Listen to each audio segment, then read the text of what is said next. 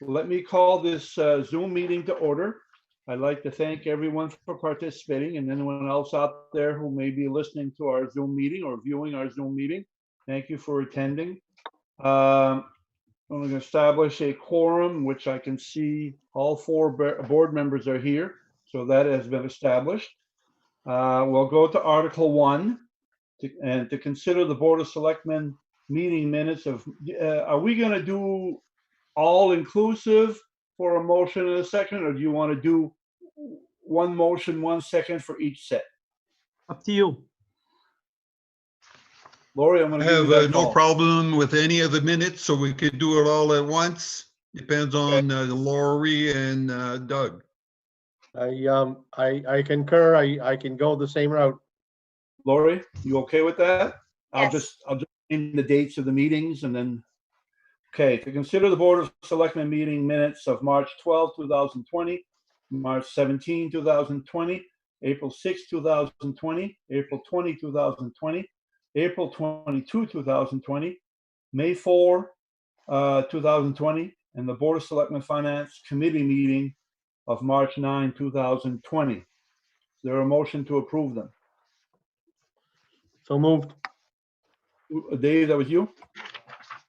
Second. Oh, that was Okay. Doug. Seconded by Lori. Who was that, Doug? That you made the motion, Doug? Yep. Okay. All right, any more discussion on those minutes? Hearing none. Aye, in favor? Aye. Aye. Aye. Minutes have carried. Okay, the minutes have carried. All right, Article 2. To consider a legal opinion regarding public easements on the 11th Avenue parking lot Pocket Park. This is an article that was put on the agenda, basically with the establishment of a couple of things. Did we all, or is it just myself or someone else that received originally a letter from one of our citizens, Danny Daigle? Did we all receive originally that letter? Yes. Yes. Okay, we all got them at the same time. Okay. And we did have correspondence back and forth with Mr. Gary Dufour asking questions. And so what I did is I contacted our attorney out of Rudman Winchell, Ed Bear, and I left our town manager out of this. I took ownership of this after talking to Doug, and I asked them to take a look at Mr. Daigle's letter and make any comments or a legal opinion as to what transpired and what was said through Mr. Daigle's letter, and to see if he had any concerns. Our attorney did. And we did get a response back. The letter I have is dated May 15th, 2020. I sent all of you a copy of the letter and some supporting documentation that I received from him.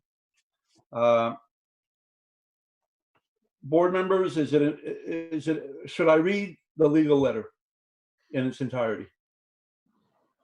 I think if it's not too long, you should, because I don't remember I sent seeing it out any Friday. Doug, response. did you get yours, Doug? I emailed everything out Friday. Lori, you get yours? Yes. You did. Because I emailed everything at the same time. It's 2 pages. Well, I mean, in the order of public interest, Don, I mean, it would be good at least to surmise, if not read, what the lawyer said. Yeah, I can read this pretty well. I think it'll take me a few minutes, but if you bear with me, and for those of you out in the Zoom land, let me do this. It's addressed to me. On May 7th, you asked that I evaluate the concerns expressed by Daniel J. Daigle in an undated letter that you received on May 6th. Mr. Daigle's concerns arise from town activities on parcel of land located on 11th Avenue and Main Street, which to date have consisted of acquiring a parcel of land and raising the buildings, engineering and design work for a parking area with significant landscaping and drainage improvements, including regarding an installation of stormwater lines and manholes. A portion of these activities have taken place on property owned by Mr. Douglas Sear.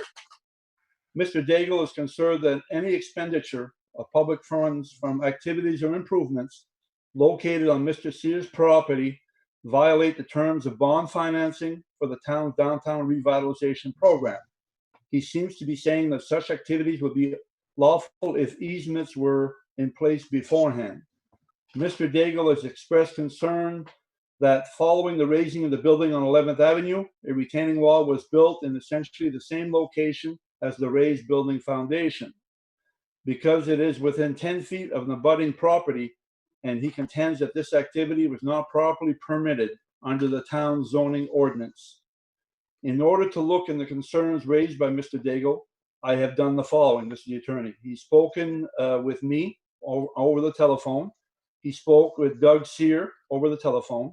He spoke with Keith Sear, Economic and Community Development Director and Director of Codes and Assessing, and reviewed the following documents provided by Mr. Sear. On April 27, 2020, an application for land use and the building permit.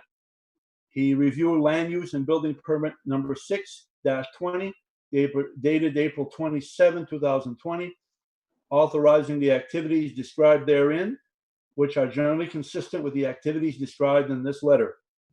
C, a plan prepared by Woodard and Kern and utilized by Lark Studio, a landscape architectural firm. Said plan entitled 309 Main Street Parking Lot Plan, and D, a photo of the building located on 11th Avenue, which was raised in 2019. He emailed questions, that's number 4, he emailed questions to Town Manager Garrett Picard on May 6, 2020, to which he responded on the same day. Number 5, reviewed the Madawaska zoning ordinance, in particular its treatment of non-conforming structures. All of the documents noted in number 3 and 4 are attached to this letter to enhance your understanding of the facts. Based on his review, he found no mistakes. I find any mistakes in the timing of the execution of the Pocket Park project to have been de minimis. The work undertaken on private property was done so to minimize the adverse impact of surface water from the parking area being constructed and to improve the existing stormwater system serving the project area.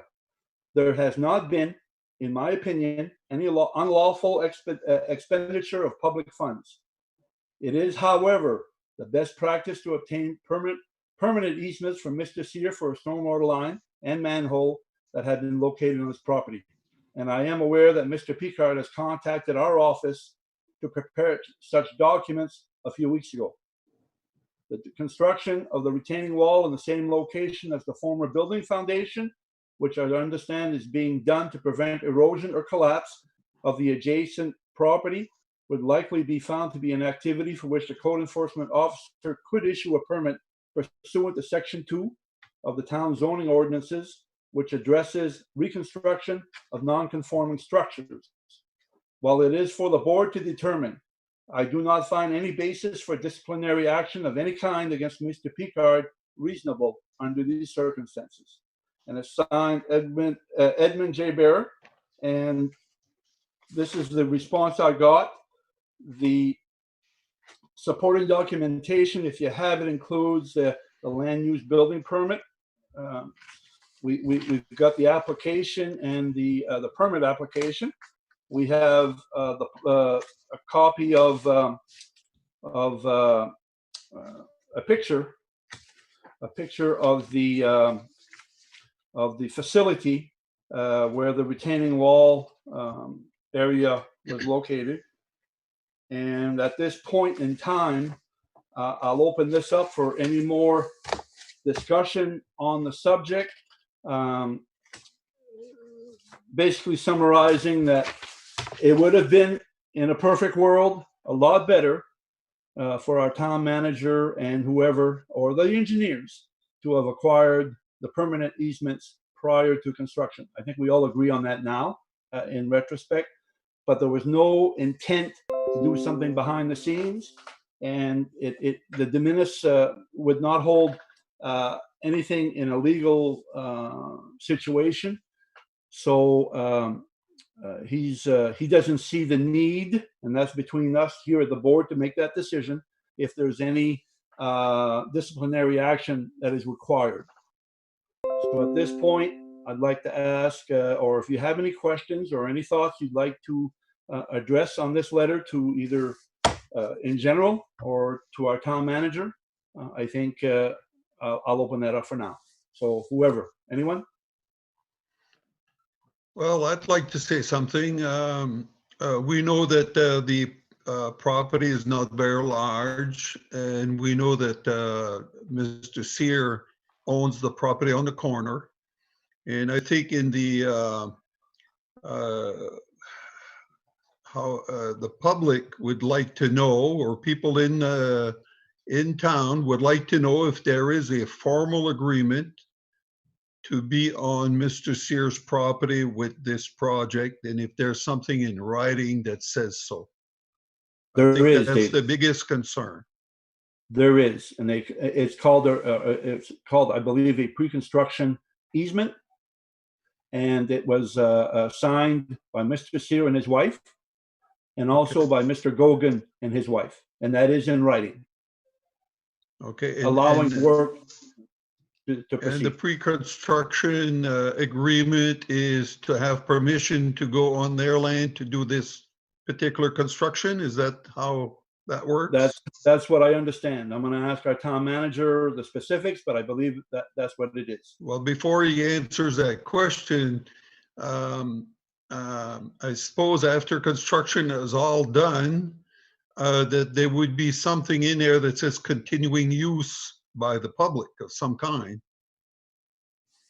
Right now, the attorneys have that. They're working on that for a permanent easement to be put in Okay. place. And that should happen. I know it's been a few weeks that the attorney has had it. They're working on it. And as soon as we can get that and signed by the parties involved, that'll be part of our record moving forward.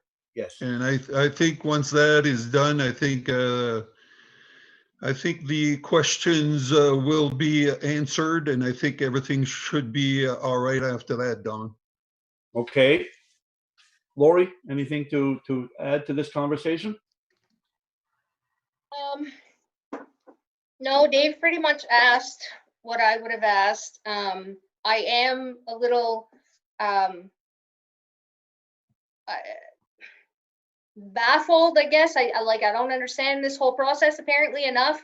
I just want to make sure that we don't put ourselves in this situation again.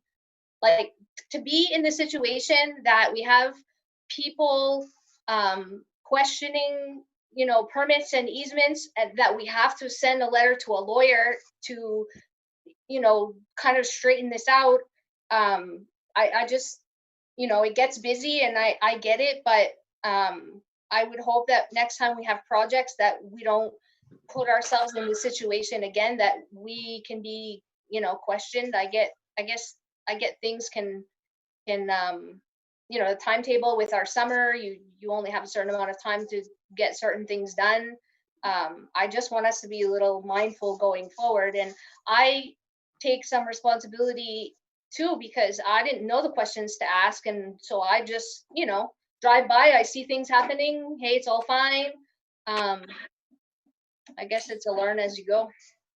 Yeah, and I did have that conversation with our town manager in regards to future projects that we need to dot our i's, cross our t's, but at the same time put some of that onus on the engineering firm that we pay very good dollars for.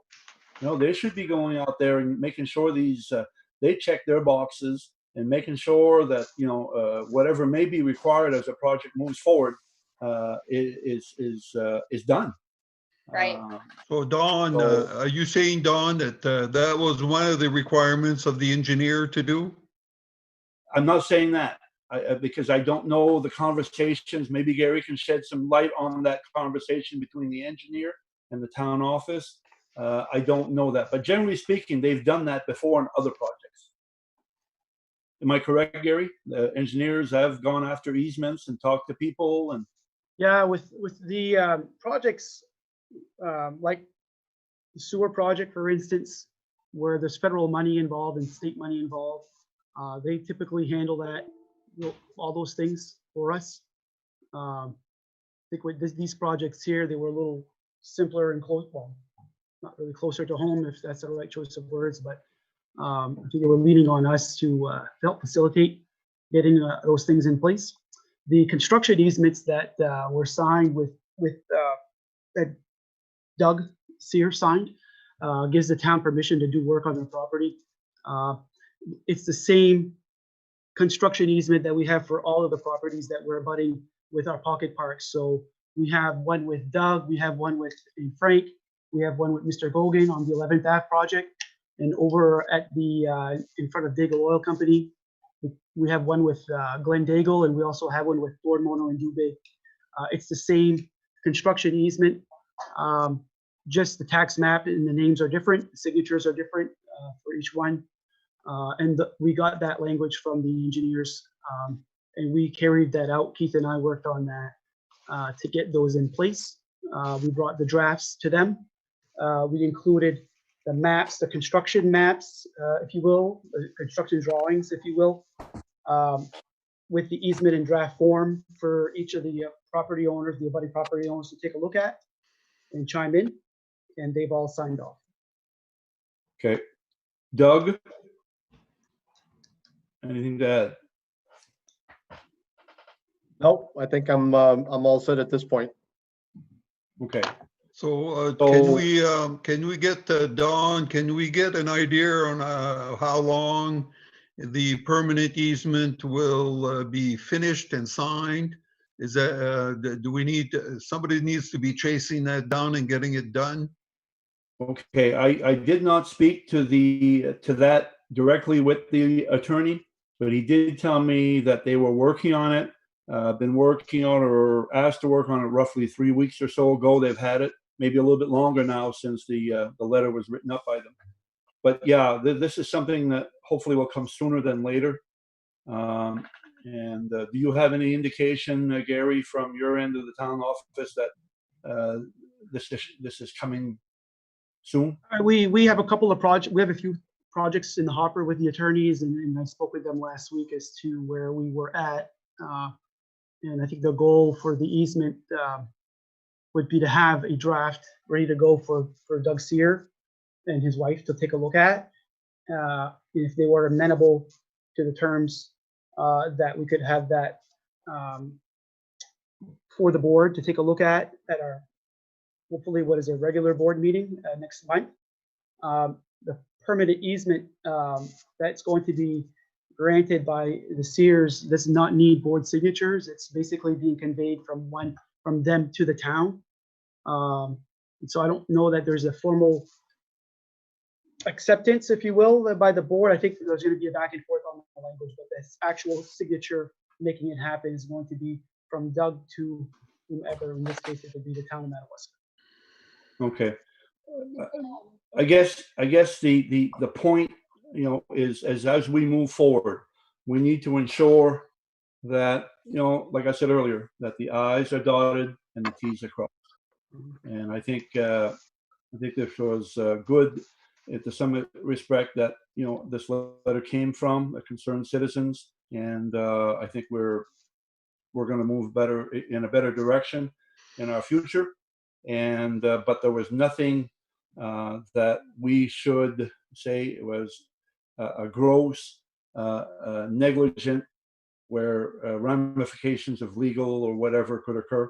There's no ramification to the financing that we received from the Municipal Bond Bank through the SRF program to do this project, this loan. Any more questions on this subject before we move on? My only question is, until we have a permanent easement, should we put a delay on that, finishing that site?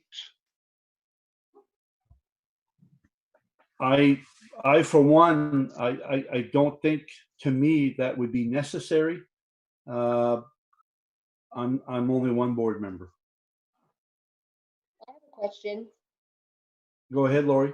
So okay, and I'm gonna use Doug as an example, just, I mean, not that he would ever do this, but I really need this explained to me at this point. What if you go ahead and write up an easement with them and Doug all of a sudden decides, oh, I want $50,000 to sign this, or I want this to sign that? Or what if Doug passes away and then his family says, no, we're not signing it? What kind of position does that put us in if we keep going with this without it? I don't know. I'm not trying to be difficult. I'm not trying to point fingers at anyone. I just truly don't understand, I guess. And I can't answer that, Lori. I don't know either. You know, I've been around a little bit.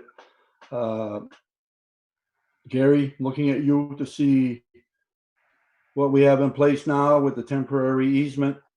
Temporary Before easement we allows get us fully- to finish all the work and the grading that would have to take place regardless of the fact of whether or not there would be a common area use agreement for the part that people would, part of the parking lot that's on the Sears to drive through there. Okay, so the construction easement takes care of us for being there. It's always been the discussion when we first started this concept, that the engineers met with Doug Sear way before he became a selectman. Okay, last year, when they started on the concept work, and there was always an understanding that the Sears were amenable to a use agreement for that common area. And that common area use agreement, which would be perpetual, would basically guarantee the right for the townspeople to traverse over that part of the property that's defined, and that part of the property would be maintained by the town, paving of it, snow plowing of it, cleaning of it, whatnot. And so we've always moved forward with the understanding that that was going to be in place. It's not in place yet. It's being worked on. I don't have any reason to believe that that would not happen. Okay, so would it be great to have that in place right now? Absolutely. I'm 100% confident that we're going to get an easement in place that doesn't cost us $50,000. Well, and it's just an example. I mean, like I said, I'm not questioning Doug's integrity at all. I'm just trying to understand what this process is, because, you know, Well, it just took you, Gary, it just took you about 2 minutes to explain the agreement, and I can't see why the lawyer can't type it, or you can type it and have the parties sign off, and it'd be done. This is like a 1 hour project. It's not a 3 weeks, 6 weeks, 8 week project to put something on paper. I understand that, but I do know that the law offices have been on the limited hours under the COVID restrictions, and that's part of the reason why we don't have that in place right now. Well, But Bob I Bellflower will is open. Bob Bellflower is open right now. You can walk right down there and have him put it together just like you are explained it. And you could be walking out with a piece of a legal document that the parties involved can look at, approve, sign, whatever needs to be done. We will work on it to get something in place within the next 7-day period. If there's anything I can do to pull it that fast, then I will. That sounds reasonable. 7 days. That sounds reasonable, as long as we got a time that we need to get this done. Yeah. And I can get on with the attorney also and tell him this is, you know, this board is mandating that this gets done within 7 days and in our hands within 7 days. That would be Is that fair? wonderful. Okay. I've got my marching orders. Town manager does also, and we'll get this done. Okay. Are we done with Article 2? I am. Huh? What did you say, Dave? I said I am. Yes. Okay, good. I think, Laura, you're okay now to move forward? yeah, I'm good. Okay. Article 3 is to consider a period of public participation. Public participation call time between 5:45 and 5:50. we're beyond that right now, but via call in number 207-728-6351, or by written comment received by 3 p.m. Monday today, the 18th, sent to the town office by drop-off mail or email at gmpcard@Madawaska, Maine. At this point, before we go to the written, do we have any call-ins? We did not have any call-ins. No call-ins. Okay. We did receive some documents or papers about today. I think I got them. Public participation comments. We've got one from the Madawaska Historical Society regarding the funding request for the roof repair of the Albert House. And we also got another one received by Mr. Paul Lozier by phone regarding repaving of Main Street, the rescheduling of the 2020 Acadian Festival. Now, the Historical Society one on the roof, I think there's a few emails or letters, whatever you want to call them. I've got one dated December 30. I have another one dated March 10, and another one from Keith Sear, dated April 24th. I'm going to put this in the hands, if it's okay, Keith. Do you want to step up to the plate on these? And we know the situation. And Mrs. Gendreau came to a budget meeting a while back when we had budget meetings and made her plea for this. But now that we've been put on hold, we haven't been able to do any or take any action. The only other thing is that the roof is still in need of repair for them. They're afraid that they're going to lose a lot of stuff, artifacts or whatever they're called. And so, Keith, why don't we talk a little bit about what you are looking at? I really don't know a whole lot other than I've been working diligently with Fran to try to get some grant monies for the Albert House. Yeah. We've applied for 2 grants thus far. We've been unsuccessful both times. And we continue to work. We're trying to get the property listed on the National Register of Historic Places, would open up additional grant opportunities in the future. But her big thing is she's in desperate need of some funding to get a roof on the house, because of all the artifacts in there.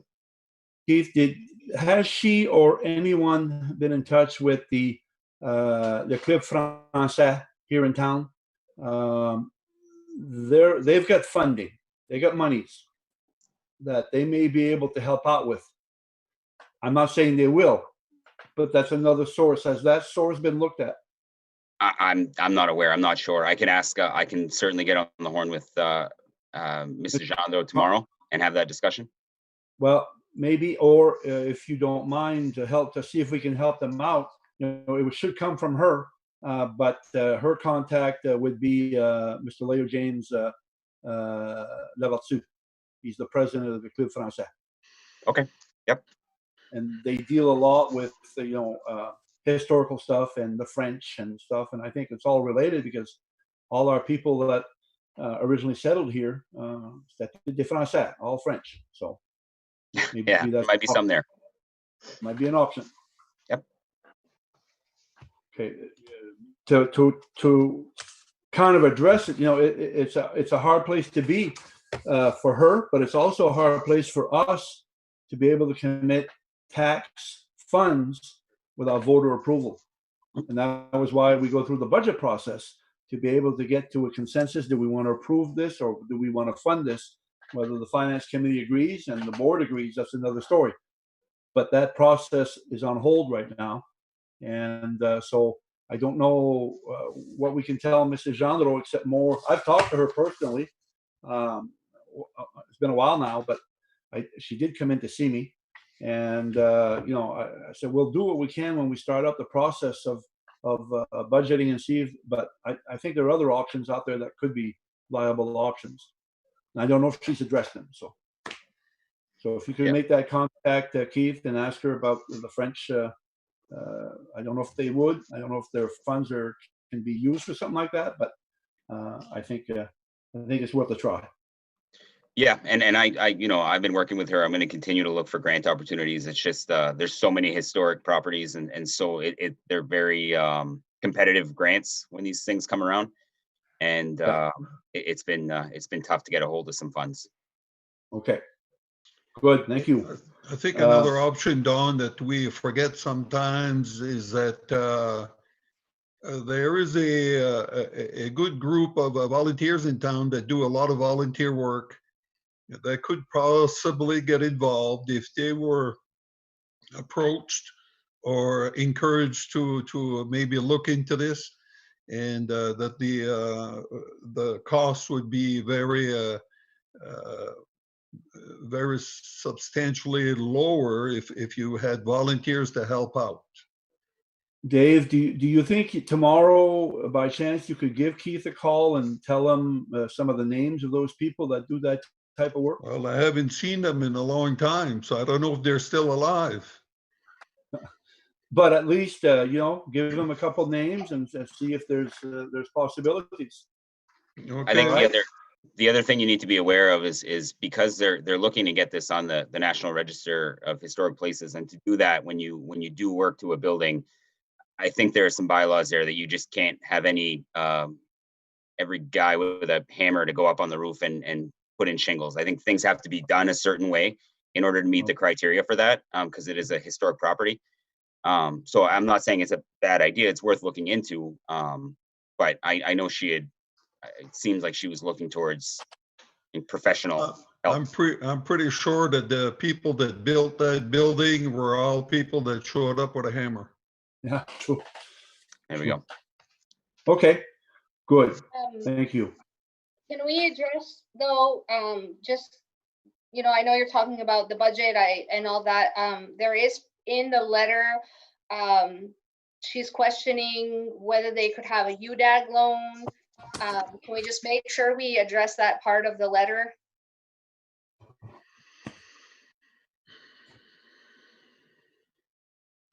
And then there Yeah. was an additional letter, Dawn, that came in at the end of the day today that, Oh, I didn't see that one. yeah, Yeah. for the same purpose.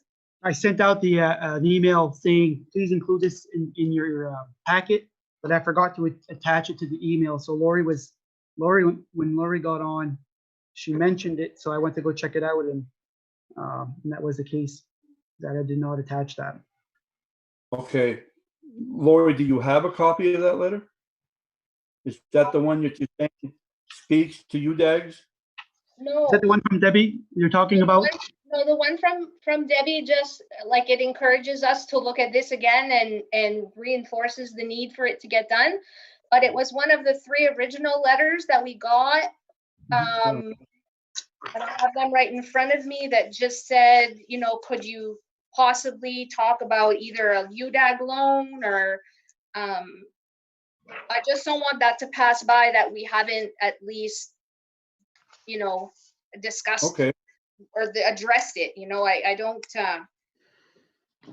I know that it was UDAG money that built the gazebo in the first place and did a lot of that other stuff. I mean, I think how that, I don't know if there's money for that anymore, but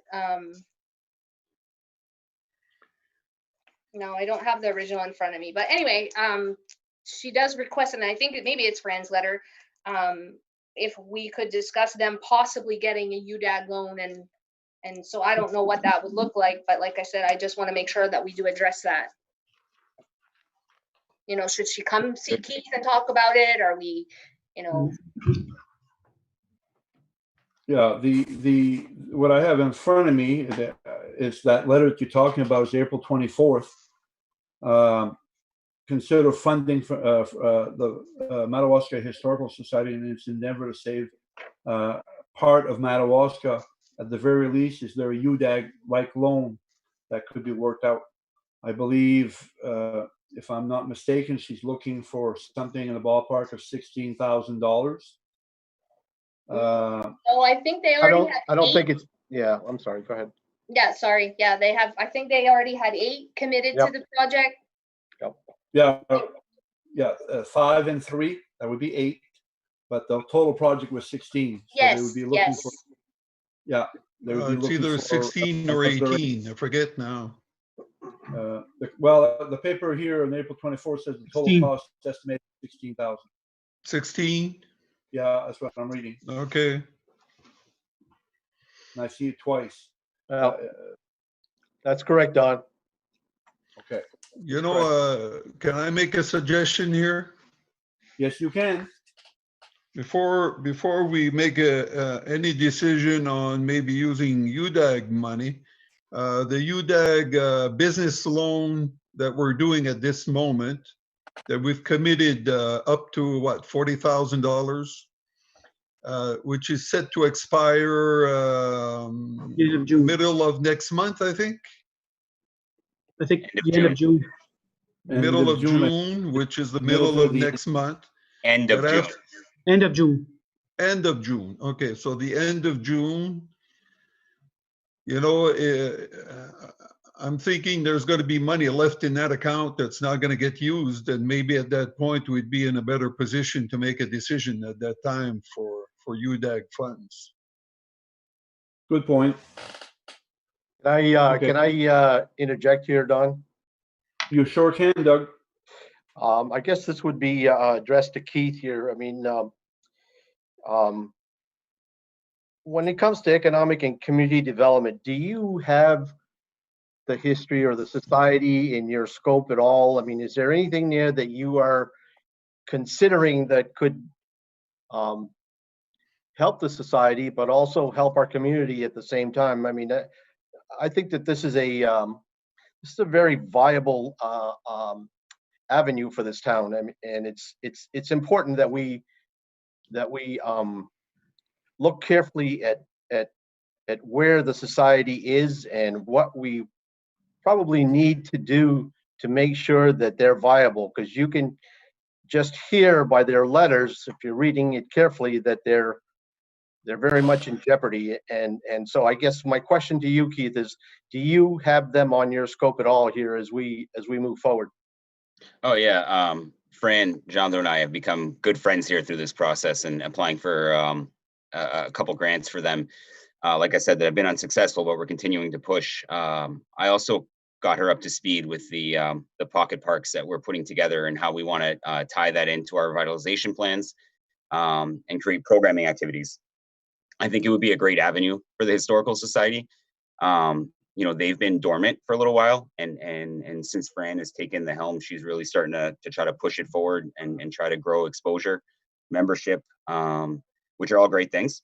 And you know, she's on my list of people to communicate when we start working on programming ideas, because that may be a good way to get them exposure into our community and out and about more often, and maybe help raise membership, which will also help the amount of money that they have available to them. But you're really not targeting them yet as something that's viable for this community. What do you mean by that? Well, just that we should make sure that they are part of our future.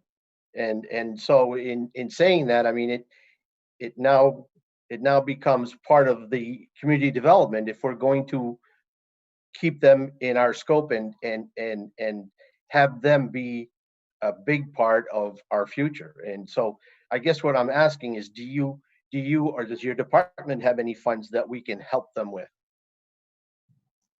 I mean, I'd have to look through my budget and see what's there. I mean, certainly if there's, I can look to see what's available. I don't have 16 grand for her. But I mean, I'm sure I could scrounge up a little bit. I think the major thing they're asking for here is they used to get an appropriation, and Gary, I don't remember exactly. I don't have that paperwork in front of me. You remember what year we stopped? The Historical Society had gotten a grant way back when, and we stopped appropriating funds to them as a town. Yeah. I think And 1995, Keith, it says something like that. there you go, 95. I was 8. So I was actually 12, sorry. But yeah, it's been a while, and I think that's their big push, is they're looking these upcoming cycles. They would like to receive some appropriation. Now, you're asking me personally, how do I feel about that? Yeah, I think they should. I think we should allocate some funds for them.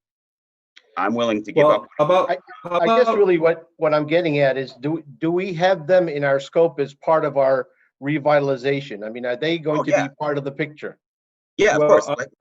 Like I said, I've been working with them on, since Fran has jumped on as president. I've been working closely with her. We've been in good communication about some of the programming things that we're going to have going, and increasing their exposure. Them, along with many other organizations that are in town. We're really trying to push activity down in the downtown, and the Historical Society would be a great organization to be a part of that. now let's go back a couple of years or so, a few years, and we developed a grand plan for Madawaska. Was that, Gary, in there? Was there anything in there that about our history, or about that the grand plan spoke to? There's a lot of discussion. It centers around our Arcadian heritage and preserving Arcadian heritage. It's all in there. I don't know I can't tell you the exact verbiage, but it is part of the grand plan to basically figure out ways to try to make sure that we don't forget our Arcadian culture. And so these are all things, and like Keith talked about, we are just in the beginnings of talking with the chamber and different organizations about programming activities, and our goal is to get everybody in town, all the different organizations, back together, working together, so that we all know we all exist, and where everybody's kind of like in silos right now, trying to survive. And I think there's ways that we can work as a community, municipality, the chamber, and all the different organizations within the municipality to bring about some vibrancy to the downtown, but also bring some economy to the downtown, and also brings recognition to all of the different groups in our municipality, like the Club Français and the Historical Society. We totally plan on leveraging all of these organizations for the people that are there, and the energy that they can bring to the discussion. And that is our goal, and we're moving towards that. And it is definitely going to be, we're going to be involved in that as a municipality for sure. Yeah, I think, Stand Français, like most of us are, and I believe that that's really important, that our history not be forgotten. And sometimes I'm a very visual person. When I want to know a little bit of my history, I can read a book, but I would like the opportunity also to visit. And I have visited those homes, those areas there. I've also been to Van Buren and others. But yeah, I think as a community, we should definitely want to support that moving forward as much as we can. And not just we want to support it, but I think we need to step to the plate and find a way to financially support them too. So that would be my plan moving forward. I don't know if I'll be on the board when we start or get close to finalizing a budget, but I think that would be a point that we should all keep in the back of our heads and try to see what we can do to help that out. Can I ask a question, Mr. Chessy? Yes. Since the Acadian Festival isn't happening this year, do we have some Acadian Festival funds for them? I don't know if we have any monies in the coffers right now that have not been used. That would be up to you guys to take a look in to see what there is. Is there funds in there right now? I don't know. There are, and I was going to ask the same thing, because the grand plan does talk about cultural tourism. Okay. So that was kind of a good point to make, and I don't know if it'd be legal to move something from one line item to another like that, but I think that we would have to take a good look at the warrant article that authorized the funding of the Acadian Festival.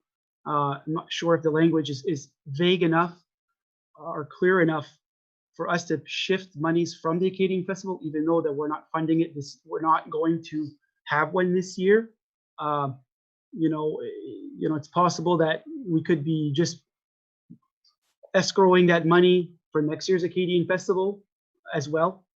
And so I'm not sure, without having the language in front of me, if I could with any certainty tell you that we can reallocate that money for a different purpose. I would look into that possibility, but keep in mind also that we did make a statement that there's a possibility that we could do something maybe this fall if that opportunity would arise to do something. Mhm. I don't know what that would look like, but let's not throw everything to one location. Let's find out what we have in there and what possibly we could do. Let's take a look at that. Okay? Again, if I may say something here, because this is somewhat of an emergency. Again, we should look at the end of next month to see if we can at least make them a bridge loan with the UDAG monies that's going to be left over from that program we put together, and then continue to look for some permanent funds to maybe pay back that UDAG loan. But the roof should be put on ASAP, as they have noted, because at this point, you're just, the time is of the essence. Let's put it that way. A good point, Dave. And I think we won't lose fact of what you said to take a look at that UDAG monies at that point. I think there's going to be a report from our town manager and our economic development director in regards to those loans where we are to date anyway. So we'll have some more discussion a little bit later. So if Okay, it's a the matter other of waiting, comment, if it's a matter of waiting a month and a half to get an answer, then so be it, you know? got it. Okay. We did have another comment from Paul. Paul just asked about the repaving of Main Street. That's something that Main Street is a DOT road that we don't know where that falls in their realm of activities and future projects. So, Paul, that would be my answer to your question. And the rescheduling of the 2020 Acadian Festival, Paul, I believe we talked about moving that, probably not going to happen like it's been happening, but maybe in 2021. There were no other comments at this point. So we'll move on to Article 4. To consider other business and adjustments to the agenda. I don't know if we have any other business or need for any adjustments. Am I correct? I do not have any, Don. Okay. Article 5 is to consider the treasurer's warrants. It's a little bit difficult to get into the town office, but if you're able to knock or a call in advance, I've been in, I think it was last week, and I signed a bunch of warrants, reviewed them, signed a bunch of them, but I'm not sure at this point that, are we ready to make a motion in a second to accept them? I have slacked off and have not gone in a while. Last time I went, Gary had a box full, but Yeah. you know, I haven't been in. Okay, so Gary, maybe in your 2 seconds that you have to breathe sometimes at the town office, if you could see where we are with signatures, or all board members at this point, you know, we should make an effort to go in and review them and sign off on them, so that way at least the copies that are there are signed. And once there's enough signed copies, maybe at that point we can, hopefully in June, we can start meeting in real time with open to the public type thing with spacing and requirements that are going to be in June, but that'll be another topic of discussion that later on. But I will need. I don't see that. Go ahead. I was wondering how we're going to consider the treasurer's warrants if not everyone has seen them yet.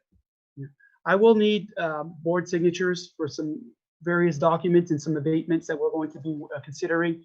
And I have a need for your signatures on other documents as well. So my goal was to be chasing you guys down tomorrow if you can't, however, to obtain those signatures. But we do have some stuff that needs to be signed soon. Okay. All right. I will be in tomorrow, Don. I've got to go downtown. I'll be there tomorrow. Okay, thank you, Doug. And I'll try to make an effort to get there tomorrow to see if what still might be there and if there are any documents to sign. Okay, let's move on to Article 6. Consider an agreement for combining tax lots for lots 32S and 32R on tax map 11. Can you, Gary, lead us through this one? So we received this agreement for combining lots for those two lots. Bob Bellflower is the one that's prepared this for us. And it basically just combines the lots on the tax map, if you will. Doesn't combine them in a deed, it just combines them on the tax map, if you will. And so the board would, they're basically asking for the board to approve this. This is a two-pager where it's got the, you can read it whereas where the 32S and the lot 32R. Have you all had a chance to read it? Yep, I have. Okay, is there a motion to approve? I'll make a motion to approve. Moved by Lori. Is there a second? I'll second. Seconded by David. Any more discussion? I would just add that it's probably something we're going to have to go in and sign off to, one of these that you want to have signed, right? Yes. Okay, all in favor? Aye. Aye. Aye. Okay. Took care of Article 6. Article 7, consider a town of Madawaska arbitrage and use of proceeds policy, a post-issuance compliance policy related to bonds issued by the town of Madawaska. So this, Gary, you'll have to walk us through this one. if I may, this is something that the attorneys didn't send us when we did our resolution for our rural development for the bond. And they sent it over to me. And it's basically post-issuance of bond and compliance policy that says, if you have a bond, like the sewer bond that we have, that the use of those proceeds are as follows. We've had discussions about this before. The attorneys have sent this over to me about a week or so ago for the board to sign. And it's basically a policy that says that all property that was financed through a bond shall be maintained accordingly during the life of the bond. In this case, it's the sewer department. It's for the bond is 25 years, I believe. So. Okay, it's a 3-pager. Have you had a chance to review it? Somewhat. Do you need more time to look at it, to understand it? Questions to ask? I'm all set. I am too. I've read it through it twice, and I've seen some of this through my work anyway. So I know that these documents are those type of things that arbitrage, the banks and whatever they need to have these lending organizations. So, is there a motion to accept? I'll make a motion to accept. Thank you, Lori. Motion by Lori. Is there a second?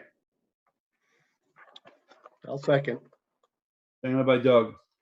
Any more discussion on this?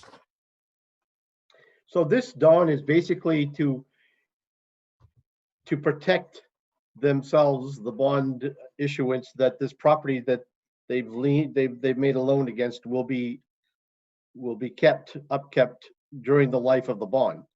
Correct. Yeah, and it follows the law in regards to it on how there's documentation, there's all types of things that have to go into this through the life of that 25-year bond. Record keeping, the administration part and everything. We're just adopting this as a document that the town of Madawaska as a policy will follow and on this particular So this form must be the same every time that we are looking for a bond. I would I say, think it'd be roughly the same thing. yeah, I would Yeah. say yes. I think in this case with rural development, it was a little more, they wanted a little bit more than, we already have an arbitrage agreement, if you will, that was signed when we did the RD loan at one of our last meetings.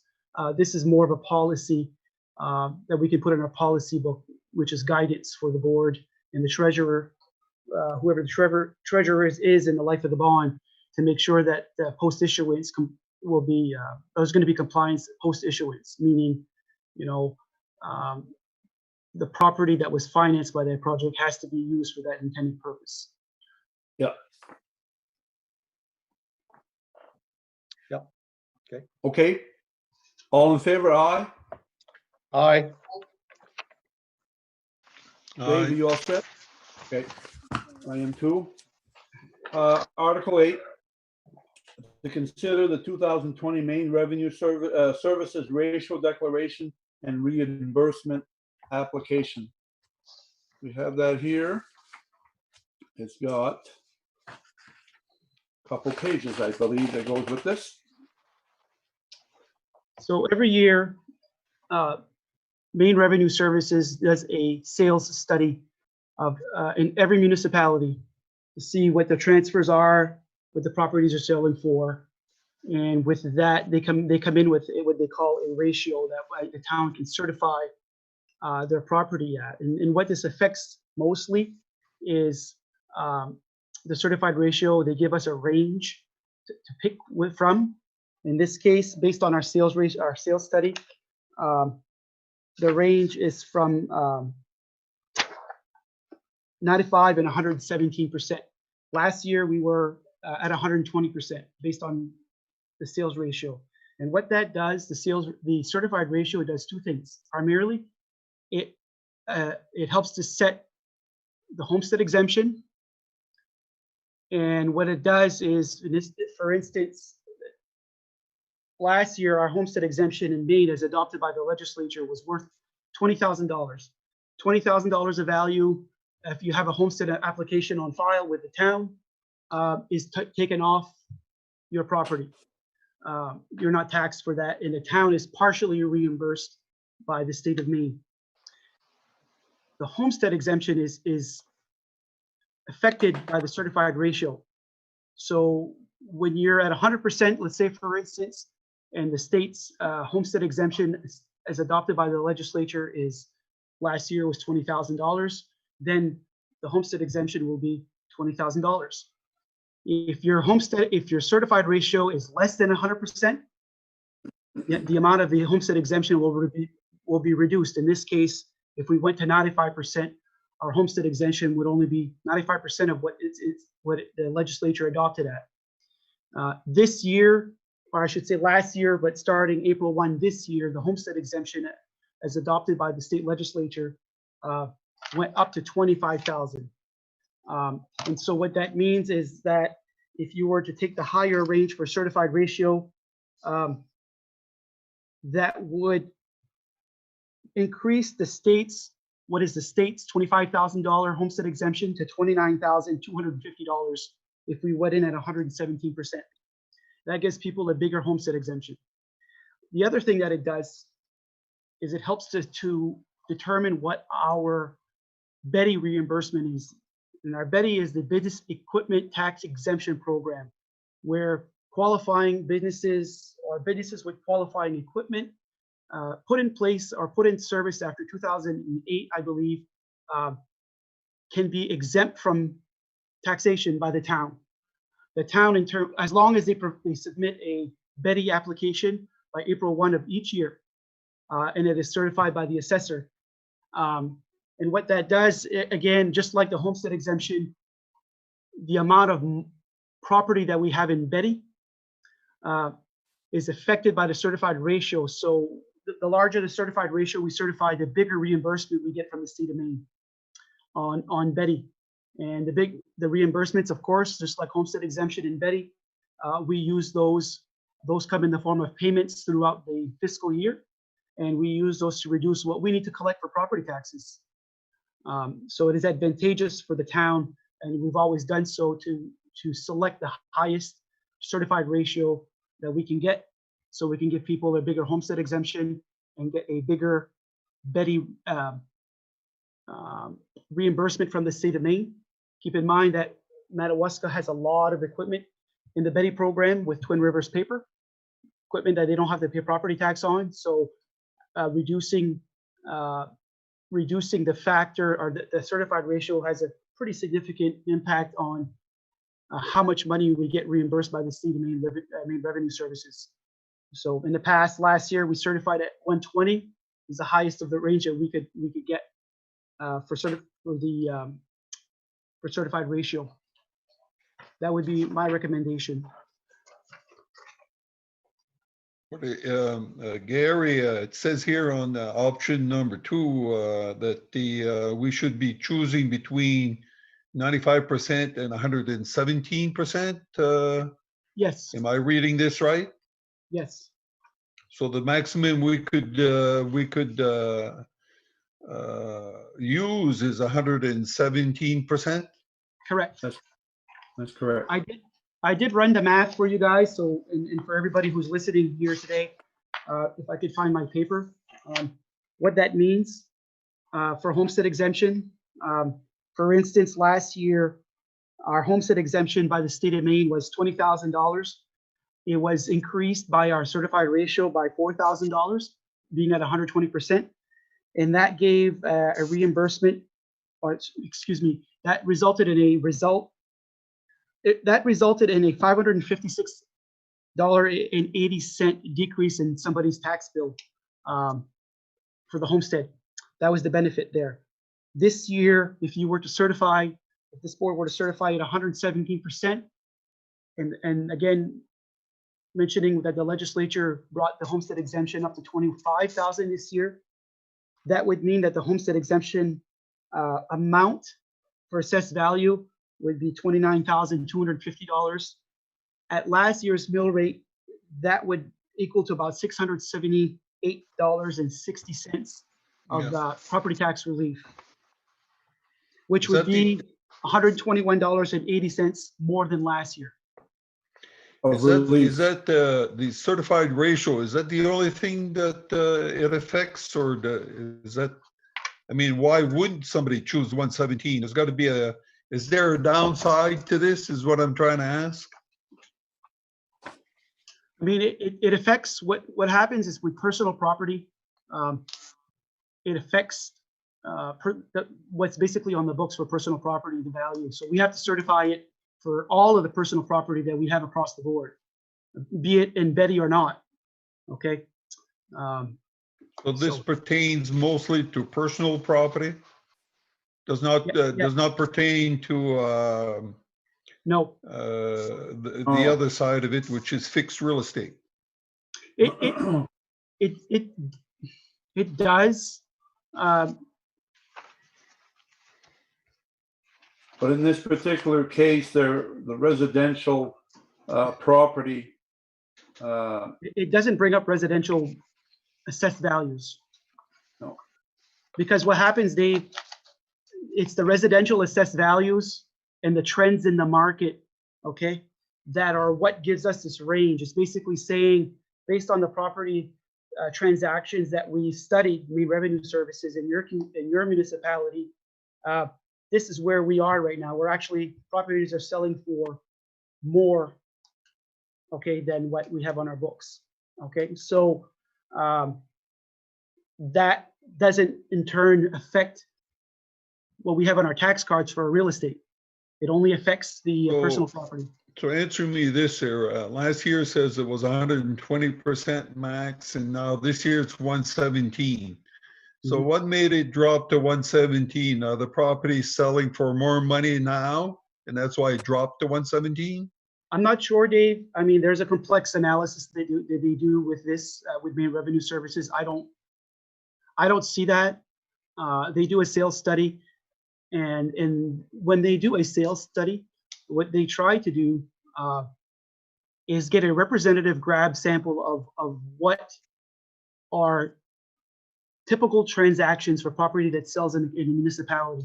They throw out all the anomalies, such as property that was conveyed from one family member to another, or property that, you know, was worth 10,000 that would have sold for 150,000. It's just not typical. Or conversely, property that was worth 250,000 that would have only sold for 10.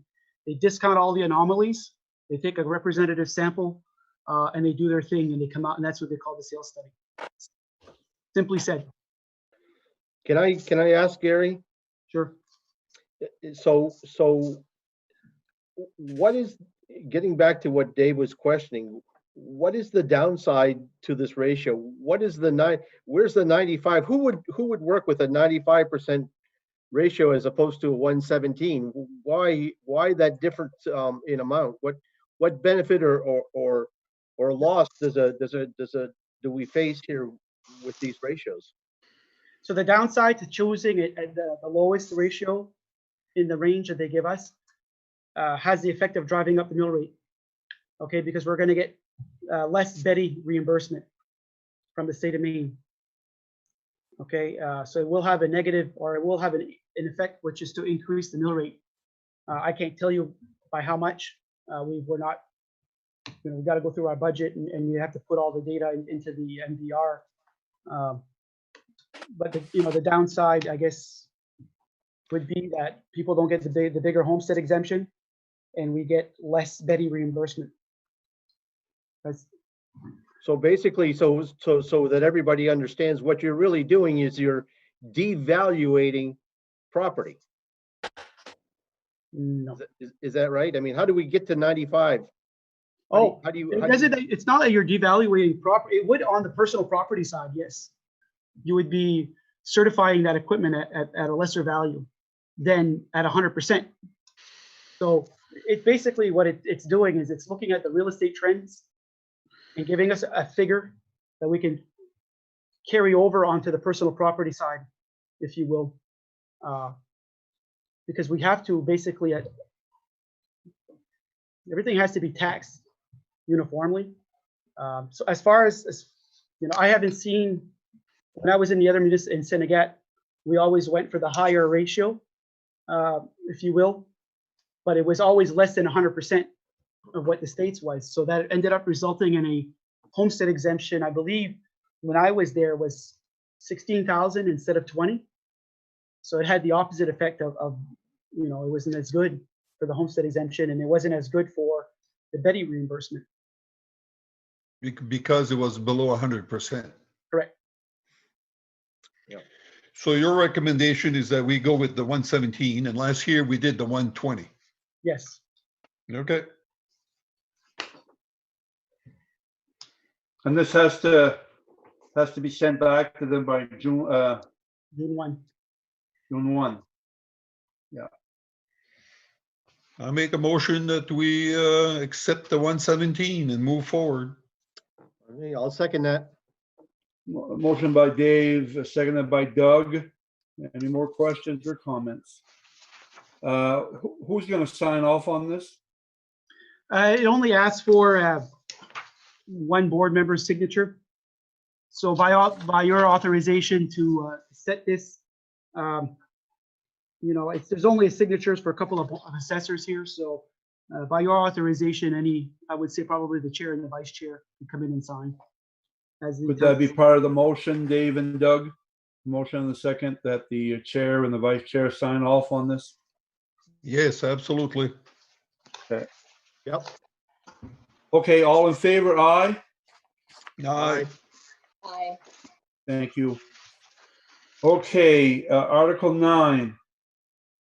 To consider sewer abatement requests for accounts 5,680, 60,665, 72,860, and 72,492. Are we going to take them one at a time, Gary? Yes. So Let's start with 50680. So 50680, you can see the summary here was that overcharge due to water being turned off in October. All previous sewer bills were paid up to date. So we look at the history going backwards to basically bill forward. Our office was informed of this change, that they were going to basically be on a maintenance fee moving forward, and that's what this abatement is asking for. This first one here. Is there a motion to accept this abatement request? I'll make a motion to And- accept it. Okay, Lori made that motion. Is there a second? I'll second. Thank you, David.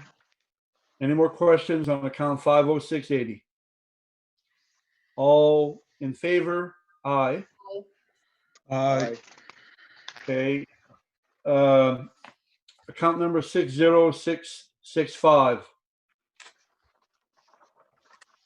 So this account here, the person is requesting an abatement due on an inability to pay or due to hard times. I don't know that we can do an abatement. It's not like a property tax or a poverty abatement. This is a sewer. I would be less inclined to approve this abatement request here. You're not inclined to approve it, or you're inclined to approve it? I'd be less inclined to approve based on hardship. I don't know that it's not something that we typically see, an abatement request on the sewer side or for a sewer account based on the ability to pay. There are definitely more provisions on the on a real estate for poverty abatement than there is on this side. So you're not recommending that this one be approved?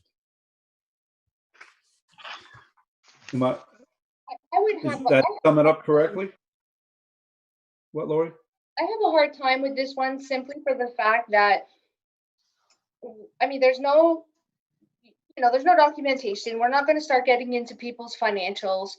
The way this is presented, you could have 1,000 people come and say, hey, I can't afford my sewer bill. I wanted an abatement. There's no proof of anything here. I'm not saying anyone is making up that, they're going for disability, but there's just nothing here that says, give us any facts to go on to say, yes, I really think this person is suffering and can't pay it. I don't know who this is. I mean, someone could be making $300,000 a year and give us this information here, and I wouldn't know, So I have a little hard time with this one. I don't Anyone know else how on we, the comment? I don't know how we can approve this, Don. I mean, it doesn't, I just don't see how we can approve this. Okay, well, to take action, we still need an action to be taken, which would mean a motion and a second to not approve it. I'll make the motion that we do not approve this request. Moved by Doug. Is there a second to this? I'll second. Lori? Dave, you all set? I'm all set. Okay, all in favor, aye? Aye. Aye. Okay, sewer abatement request, account number 72860.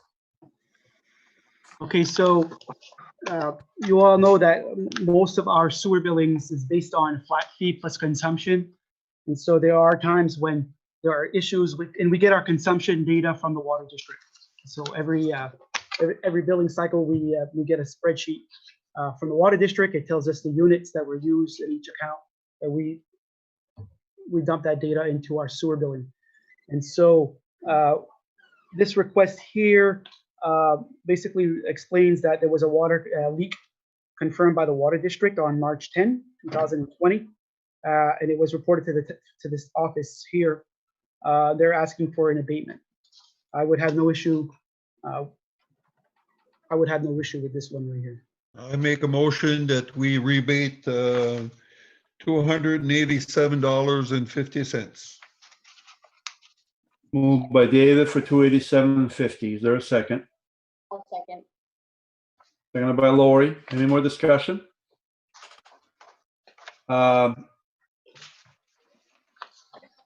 Before we vote, because I know and I'm affected, not affected, but the information is coming from me, I'm going to abstain from a vote on this. So, but the rest of you, if you're in favor, say aye. Aye. Doug, Aye. you're all set? Aye, Okay. yep. And the record will show I abstain because I just don't know okay. Next one is 72492. This one as well, request came in for an abatement, and a letter was to go along with it to explain the situation. Another one where there was a leak. In this case, the leak was a leaky toilet. And so they are asking for an abatement to this one as well.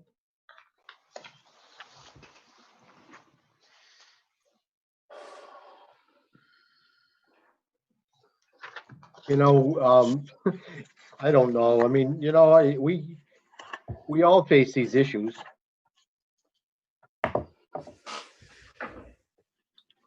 I don't know what to say with this. I mean, I would not approve it. Anyone else? Well, I think it's important to does- mention, just to provide a little bit of context to this one here, the last abatement that we just approved, the leak was actually underneath The trailer. underneath the structure. It wasn't leaking into the sewer system. It was leaking on the ground. So it wasn't anything that, water that needed to be treated or had to go through our system at the sewer department. Right, Don? yeah, that's a good point. That's correct.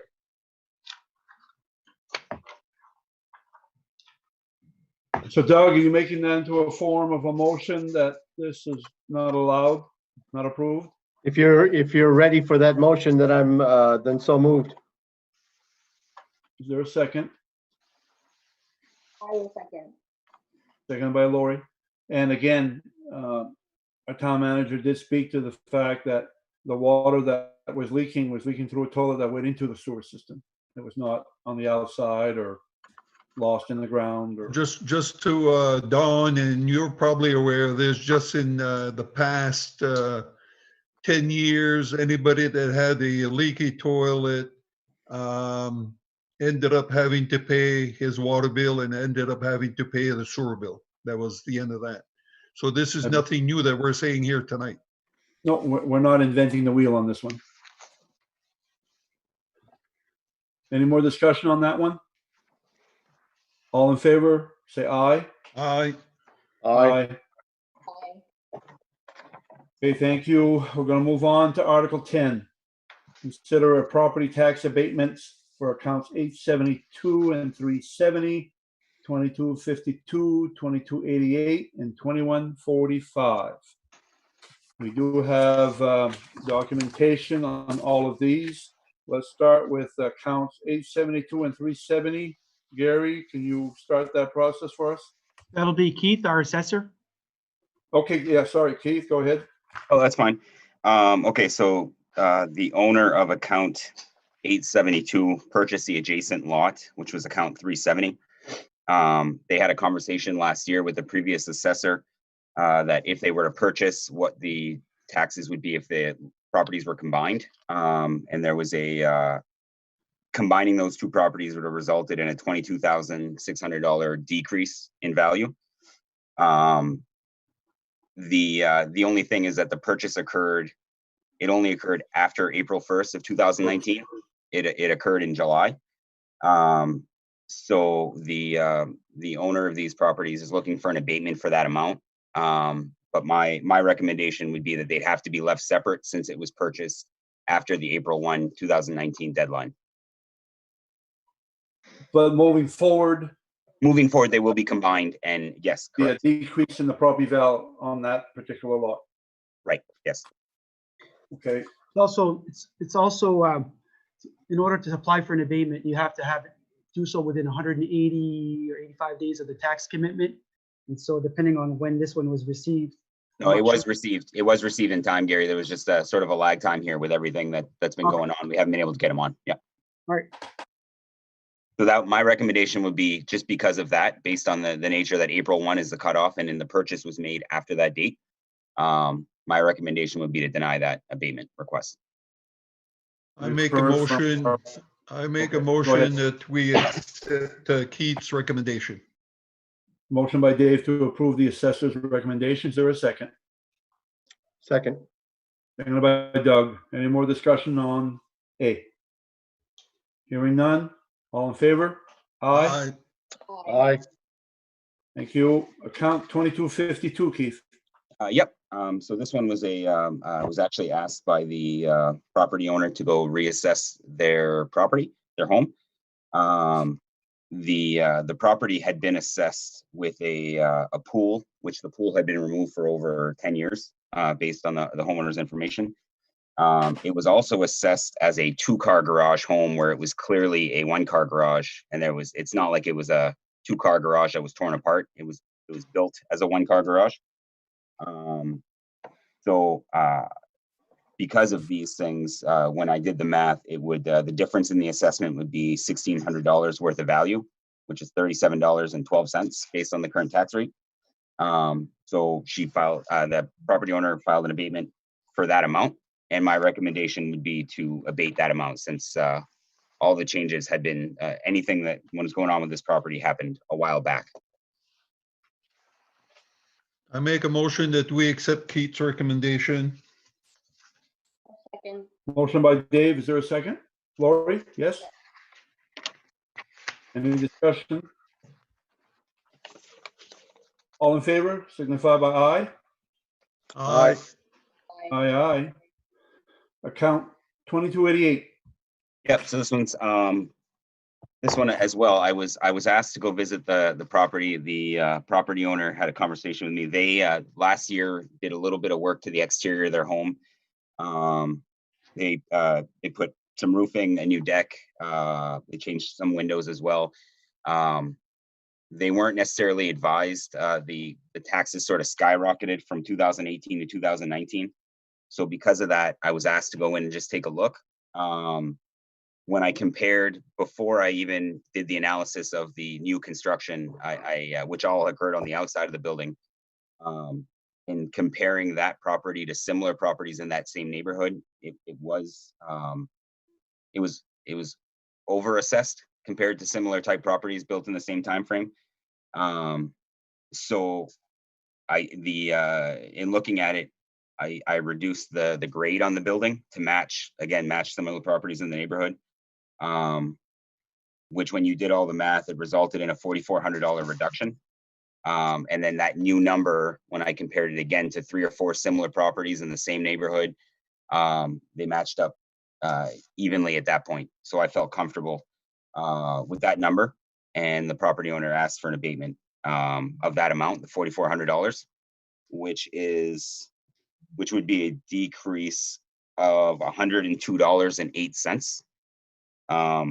Again, based on my visiting the home and speaking with the property owner, my recommendation would be to approve that abatement. I have one question, Keith. Yes, sir. The increase of $15,600, was that the cost of putting on a new roof and windows, and I think there's decking? Yeah. Yeah. Was that the, okay, roofing, decks and windows? Right. Yeah. Was And that again, the cost of materials and labor, or was that, do you know what that is?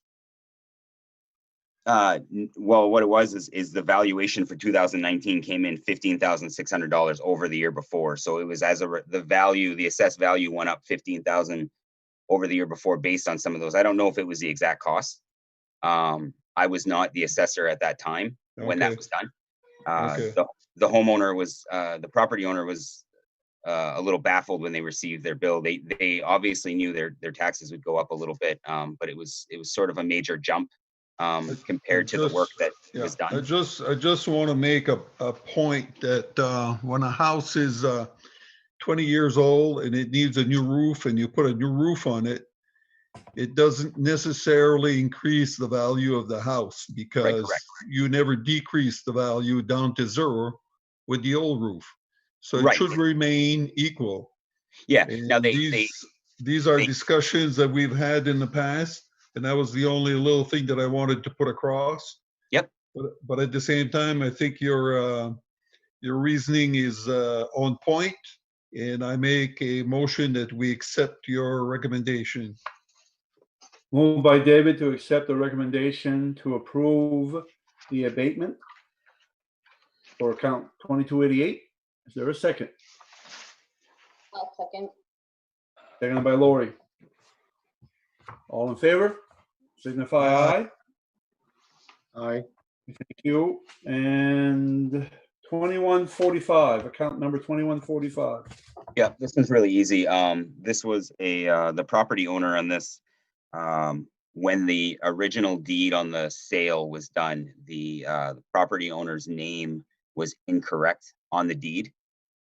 So this property owner went through the motion legally of getting the right paperwork to match his actual name. When that transfer came through, again, this happened before I was the assessor, but because it was a different name, they assumed that it was a new sale, and his homestead was taken out at that time. So because the owner, and I had all the legal paperwork matching it, that it was just a name change. So he filed an abatement saying that he should have received his homestead, which I agree with, and he should have maintained that homestead exemption. So that would reduce the total valuation by 24,000, which is the homestead exemption, which is a total of $556.80. My recommendation would be to approve this. I make a motion that we accept Keith's recommendation. There a second Second. Keith, by Doug. Any other discussion? we just need to be mindful that we don't, this is a one-time thing for this year, for this past year, and it's not reflected on the tax card moving forward, correct? Because they will have their exemption next year, correct? Yes. Oh, yeah. Yes. I'm sorry, Gary. Yes, that's true. It has since been placed back on and will remain on moving forward. Yep. Good point. Okay. All in favor, signify aye. Aye. Aye. Okay, carried. Article 11. Updates to the Board of Selectmen on the town/St. John Valley Chamber Boost Program and the COVID-19 microloan program. Who's going to walk us through this? Keith, Okay, go ahead, Keith. Sure. Which one you guys want to start with, microloan or boost? Yeah, let's start with the top of the page, microloan program. Microloan. Okay. I did send some correspondence to you folks, I believe. Since then, we have added another recipient. So right now we're at a total, as of this morning, of 8 businesses that have signed up for the microloan. So that's $8,000 that we've expensed, and all the funds have been dispersed. Okay. Beautiful. Again, it's still open until the end of June. Since I'm sure there's a ton of people watching this online, if you're a small business owner in Madawaska and been affected by COVID-19, you're more than welcome to give me a call, 728-3612. And it's a very simple application and it's a very simple process. Thank you, Keith. Great thing. Do you guys How have any about questions the on, small do you guys business? have any questions on that program? No, I don't. I don't Perfect. either. next. I was hoping more people would, by this time, would have taken advantage, but there's still time. Right. Yep. Next one, Keith. Yep. Small business boost program. Yep. So I'm going to speak on behalf of Sharon as well at the chamber, who Sharon and a lot of her board members and volunteers have been in and out of the building helping her out. She's been working very diligently on getting these all done. So we had a total of 1,242 gift certificates total, which would have been the appropriation we gave plus the donations that were given. Those were for sale, 1,242.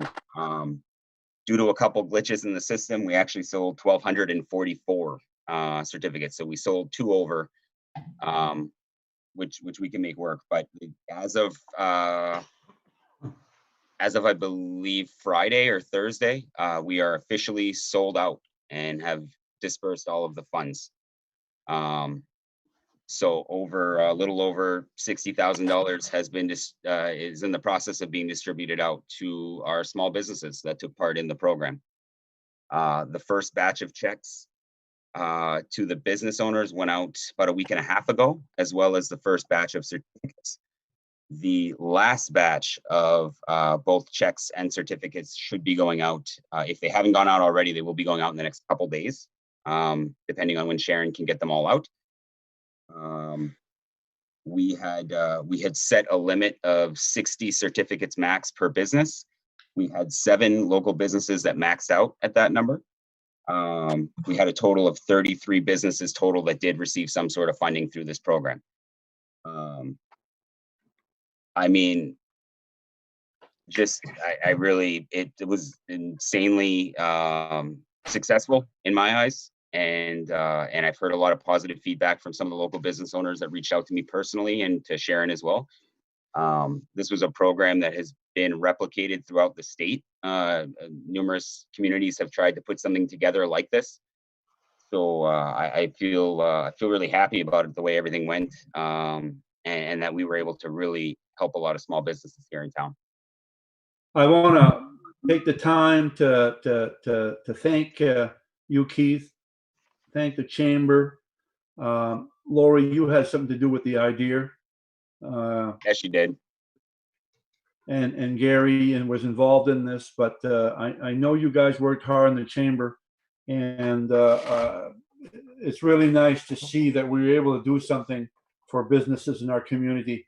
And I do want to read a thank you note received from one of these businesses. It's addressed to Gary, staff, and the committee. They just wanted to say thank you for helping the small businesses with the Boost program. It really made a difference. And this particular one, I'll name it, and because they took the time to put it together, Cheyenne, a nice thank you card from them. And it's really nice to see that. And again, I want to thank all of those involved in making this happen. You know, it's easy for us to make decisions that we're going to do this and stuff, but there's a lot of hard work that went into it to make it short work. So again, thank you to all involved. I just want to say again, Sharon, the director of the chamber, she was phenomenal through this. Huge thanks goes out to her for all the work that the tireless hours she's put in.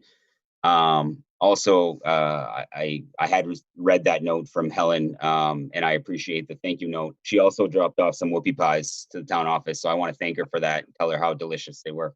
Are they good? They were really good. I would have saved you one, but they were going to go bad, so I just ate 2 instead. Yeah, you did well. Okay, anything else on that, Keith? Another very good, successful, you know, the town of Madawaska, you know, over time has taken some big hits and stuff, but you know what? When tough times arise, I believe this town can stand on its 2 feet and do well for its members, our community businesses, and our people are going to support them, which it shows that they have, and they're still, you know, supporting these businesses. So again, thank you to everyone involved, you know, out in Zoom land too.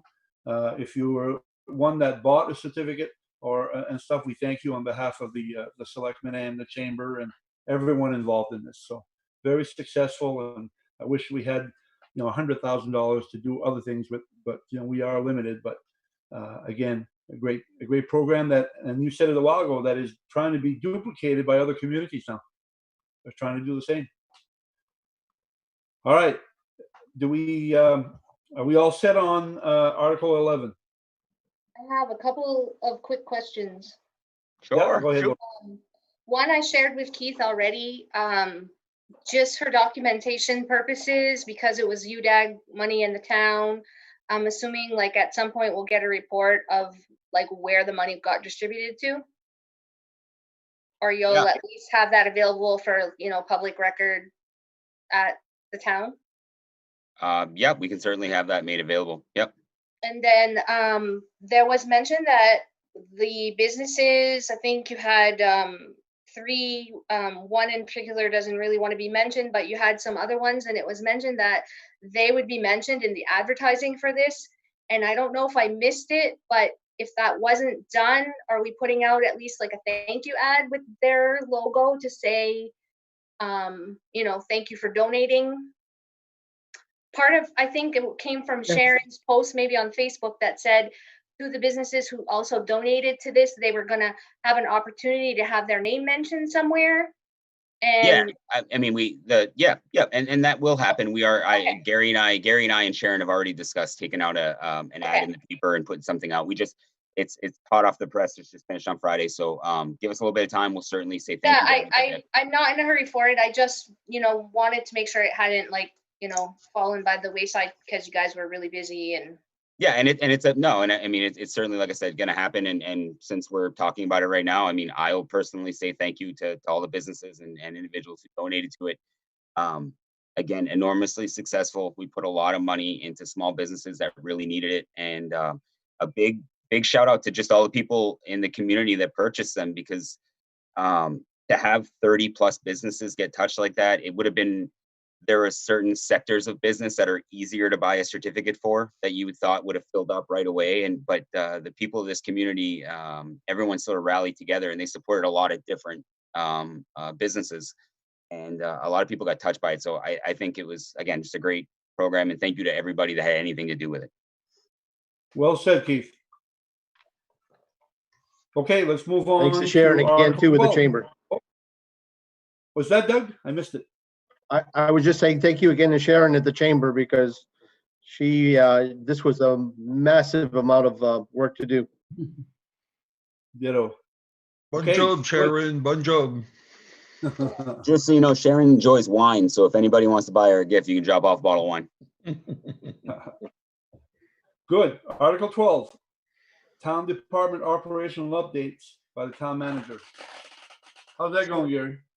So it was my goal to provide you with some operational updates of our different departments as we move through less restrictions by the state of Maine. Found out on Thursday that the governor's office was planning to put out some updates or some other executive orders on May 20. And so I didn't feel that I was ready to propose any changes right now, not absent of having more guidance from the state of Maine. I think we're lacking on that right now.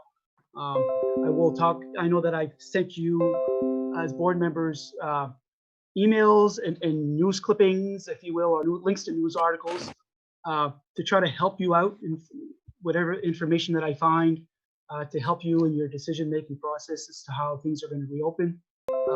One of the big things right now is, I talked to Sam at the rec department just to give you an update on that. Sam is sort of taking a wait and see right now as to what kind of programming we could possibly do that's not what we normally do. But I know that he, like many other rec departments, are taking a wait and see approach as to what other municipalities are doing, and also what the May 20 executive order is going to say. And so I don't have anything to update on the rec department for programs as far as I think there's maybe a possibility for some programming, but it's going to be outside.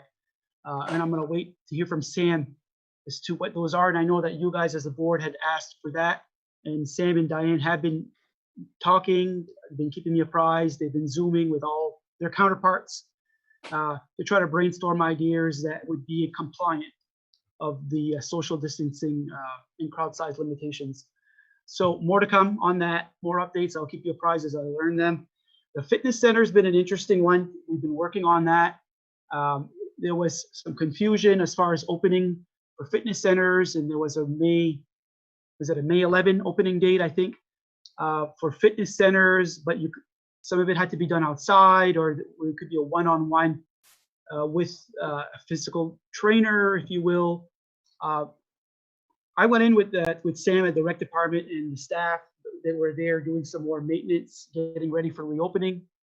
They've taken the opportunity to do a lot of cleaning and a lot of maintenance work on the equipment, touching up paint and stuff like that. And especially on the weight side of the building, the weight rooms, if you will, the equipment is very close together over there. We use every square inch of space that we can with the equipment that we have in the footprint that's available to us. And so you sit there and you think about the guidelines for social distancing and crowd size, and you think about a fitness center and the running and the weights and all that stuff. And it's not reasonable to, for wearing a mask when you're exerting yourself. And then exerting yourself, it was a situation where, there could be more droplets broadcast out. And so we put a lot of thought into how we would reopen. We would take pieces of equipment out. We started just looking around at all the contact areas, dumbbells, there's a lot of stuff that we have to consider. Now, Lori had a great idea about having people sanitize their own equipment before using it. And I think that's the way we would go for sure. I did get legal guidance, and I think I provided that to you in respect to, you know, one of my biggest concerns was liability to the town for somebody contracting COVID in an environment that maybe perhaps we failed to keep sanitary or germ-free. I had a lot of concern about that. Typically, that those kinds of tort laws, if you will, prevent municipalities from being, our businesses or homeowners being liable for somebody catching a communicable disease. It sounds like we're okay on that in that respect. But, you know, legal did come in as to say that it doesn't bar anybody from filing frivolous lawsuits that we would then in turn have to defend ourselves against. And so I think the recommendation that I would make based on the recommendation that legal is making is that any sort of reopening of the fitness center when it happens should include a use agreement, if you will, when people sign up to start coming back into the gym, that they sign a use agreement that basically explains what the protocols are and what the expectations are of the users, meaning, you know, we expect that the users are going to clean their own equipment before they use it. If they are that concerned, that they clean it before and after. What we will provide as a service is provide you an area that we plan to sanitize every night. We found out that there is fogging equipment that we can use. We've ordered one for the ambulance department, and we've ordered one for the fitness center as well, that I think we can get reimbursed through the FEMA grant, which is basically, it fogs a room very easily, and it sanitizes the equipment at all contexts, all surfaces. And so part of our plan could involve us bombing the building or fogging the building every night to try to keep the germs from accumulating, if there are some. And then also a use agreement that people would have to agree to. And part of that use agreement, either incorporated into the use agreement or a separate form, would be a waiver of liability. And the legal was very clear that they strongly recommended a waiver of liability right now because of the gray areas associated with COVID-19 and all the legalities. So that as well, I was hoping to have some framework in place for you to consider here tonight. But based on what I learned, I'm thinking that the governor's office is going to have some guidance on fitness centers on the 20th. So I kind of pulled back on that and I said, let's wait and see what's there before we come up with something that doesn't work, right? So we still have time, but know that, you know, the fitness center is definitely one of those areas that once you go in there and you look around, it's like, you know, you have lockers, you have bathrooms, you have showers, and how much of that are we going to continue to provide, and who's responsible for cleaning all those things and how often?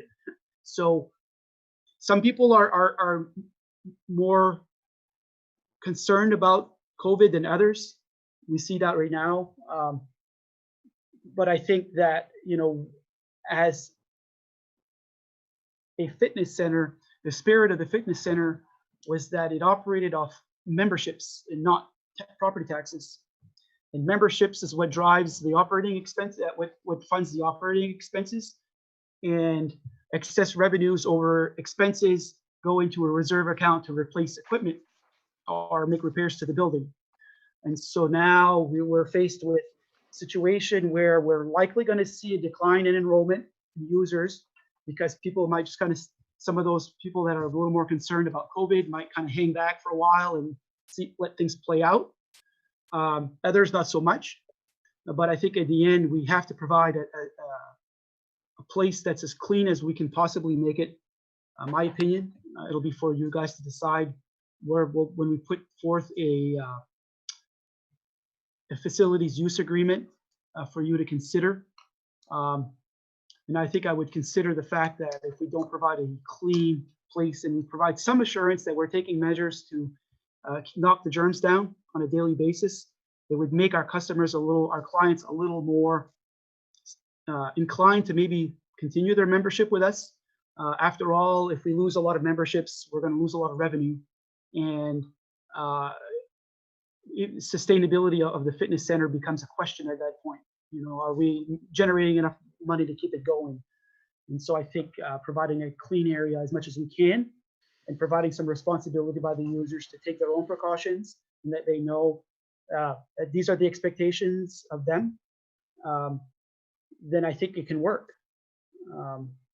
Because there are a lot of people that use a fitness center, and it is a good thing for the community.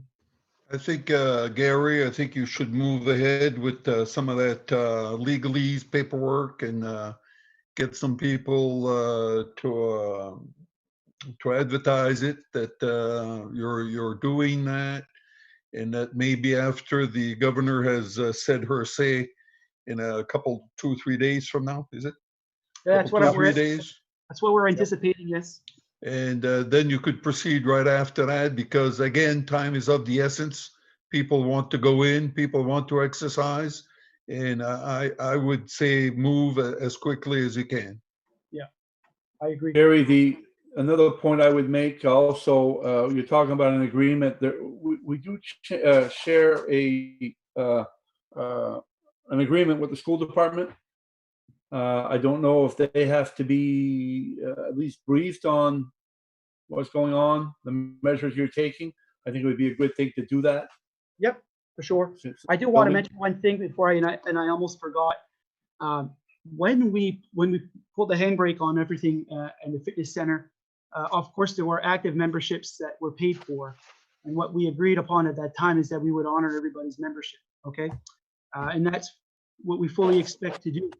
Now, thinking things through as we reopen, there are some people that are not going to want to go there right now until they feel safer. Okay, and there are some that are going to want to go right now. And so I would suggest to you, and I think I would need this board to act on it. We could do it tonight, I guess, or at another time, that we don't basically blanket extend memberships from the day that we open, whatever that day is, because there's some people that are going to lose their memberships. Okay, they're going to lose what they paid in. I would suggest that we everybody whose membership is paused will start back on the day that they decide to go back, the day that they sign that use agreement, and they start to use the gym again, the fitness center again. That would be my recommendation, so everybody's made whole by this, that they're not losing money. And I think it's just a reasonable thing to do. I agree with that, Gary. That's good. You want a motion to that effect? I could use that motion, and then after you're done with that, I want to go back to the fitness center use agreement to just expand on that a little more. Okay, Dave, did you make that in form of a motion? Yes, I'll make a motion that the membership be made whole, and that when they resume their activity, that it would start at that particular time, as stated by Gary. Is there a second to that? Second. And by Doug. All in favor? Aye. Okay, go ahead, Gary. In Go ahead, respect, Gary. in regards to the reopening of the fitness center, I want to hear from you, your thoughts as to reopening. We're probably going to meet here, and our next meeting will be live, will be in person, I'm hoping, next month. I would hate to have to push off a decision to open earlier because of a board meeting. I know that we're still waiting on the fogging equipment, and as you can imagine, like all the other pieces of equipment to use to sanitize and supplies, everything's back ordered and stuff. So I'm not sure when we're going to get the fogging equipment. It is ordered. Is that a concern of yours? It would be kind of a concern of mine that we not have that in place for the reopening. And then as far as the guidelines Do you want to bring that back to this board for full ratification? Or are you okay with some guidelines based on what we just discussed? That if we do get some good guidance from the governor's office that matches up well, or there's no curveballs thrown at us, that we can move forward with reopening without the board having to weigh in on it. Yeah, I think that's operational. What you're talking about is all operational stuff that should be, dealt with the rec department, with your office. If there's something in particular that you need more guidance on, that's one thing. But when it comes to operations and stuff, I think you have the common sense, and you've done well so far on that with the measures of the COVID-19 measures are being taken by the governor, the task force. You're following basically the rules. So I would just suggest that when you feel it's safe and it's time to reopen and you follow the guidelines, go do what you have to do. Okay. Am I wrong, guys? Can I say just that because you don't know when the fogging equipment is going to come in, a lot of people I think are still comfortable if you have the disinfectant available and the rags or whatever needs to be used, that they would still, a good part of them would still go in, clean their own equipment, do their exercise, and then move on. And then when the fog equipment comes in, then you will start using that as a practice. I don't see any problems with that. I will say that you have to know that we sat down with the rec department and we just figured out, traditionally what we've had there for cleaning equipment is people clean up after themselves with a spray bottle and a rag, and the rags kind of lie around and stuff. And then you sit there and you think about, okay, is that probably not the best thing here? The rag should be one-time use only. And so I think, I've directed Sam to come up with a protocol for, we should probably have maybe 25 spray bottles with the materials. And he's told me that we have the good sanitizer to put in those. It works really well. And basically that when person coming in, for instance, when member would come in and they would grab one bottle and one rag, and that would follow them around. And at the end of their experience, or when they're done, there's a place where they can drop those things off and leave them there. So we can sanitize the bottles and then throw the rags into a laundry to be washed.